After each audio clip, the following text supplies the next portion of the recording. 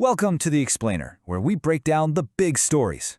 Okay, so something big is brewing off the coast of South Africa.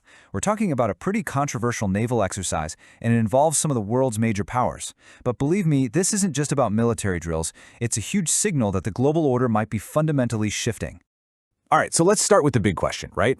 What in the world brings warships from China, Russia, and Iran, three of America's biggest rivals, all the way down to the southern tip of Africa, and for a joint exercise with the host nation, no less? The answer, as we're about to see, is really complex and has some massive geopolitical implications. And look, this isn't happening just anywhere. We're talking about Simon's Town. This is a critical maritime crossroads, a naval base right at the point where the Atlantic and Indian Oceans meet.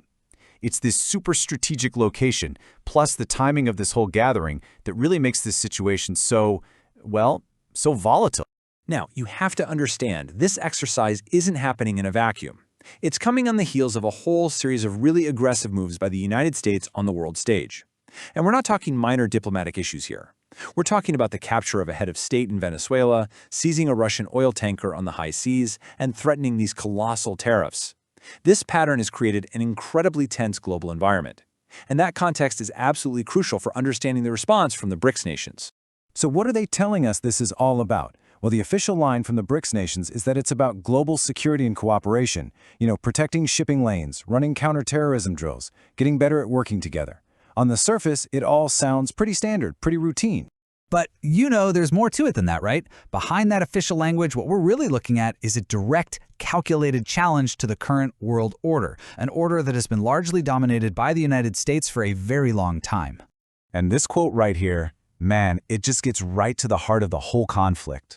The central strategy, the real game here, is a financial rebellion known as de-dollarization. These countries are actively trying to dismantle the global monopoly of the US dollar, especially when it comes to the oil trade.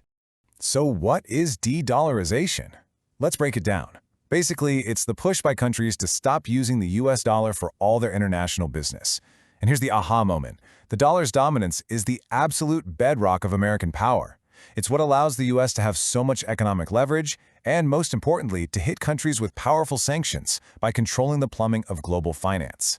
This naval drill is a signal that some very important countries are getting tired of that system. Okay, so that brings us to the next logical question. Why? What's the real motivation here? Why are these major economies so dead set on breaking away from the dollar? What's the one thing that's uniting them in this effort? And, well, this table right here, it just lays it all out, plain as day. The shared motive becomes crystal clear. Look at the key players. Russia and Iran are getting absolutely hammered by US economic sanctions, mostly aimed at stopping them from selling oil. China, meanwhile, has been dealing with constant threats of tariffs. The US dollar is the very tool that makes these economic weapons so powerful. And these are not just little slaps on the wrist. The economic impact has been devastating.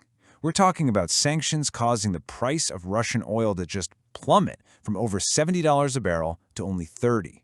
In Iran, all that economic pressure led to a staggering 64% inflation rate. I mean, when you're facing that kind of economic pain, you're going to start looking for a way out. And they're not just complaining about it. They have a playbook. It's a really clear step-by-step plan to build a whole new alternate financial system. It starts small, trading directly in their own currencies. Then they create new payment systems that the US can't touch. And finally, they build their own big institutions, like the BRICS New Development Bank, to compete with the World Bank and the IMF. And get this isn't just some theory or a future plan. It is happening right now. Huge oil trades between India and Russia are already being settled in the Chinese yuan. That is a massive transaction happening completely outside the US dollar system. Now, let's talk about India's role in all this, because it's a big piece of the puzzle. They're getting ready to take over the BRICS presidency in 2026, and they're really trying to position themselves as a leading voice for the global South. This tells you that the push for de-dollarization and building these alternative systems, it's probably only going to speed up. So, at the end of the day, when you see those warships in Simon's Town, don't just think about cannons and missiles. You should be thinking about currencies and payment systems. This naval drill is really a physical show of force for a growing economic alliance, one that's aimed squarely at the financial status quo. And that leaves us with the million-dollar question, doesn't it? Where does all of this go from here? Is this naval exercise the start of a real rebalancing of global power, maybe a new multipolar world? Or is this direct challenge just going to provoke an even more aggressive United States, one that's determined to hold on to its top spot? That's the big question we're left to think about.